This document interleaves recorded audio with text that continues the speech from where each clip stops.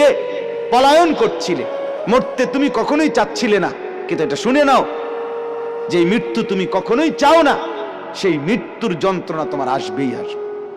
সাকরাতুল মউত, হাত্তাকে এমনকি আল্লাহর নবী সাল্লাল্লাহু আলাইহি সাল্লাম পর্যন্ত ইন্তেকালের পূর্বে নবীজি হাদিসে স্পষ্ট আছে, আম্মা জান আয়েশা বলছেন, নবীজি সাল্লাল্লাহু আলাইহি সাল্লাম একটা বাটির মধ্যে পানি দিছে,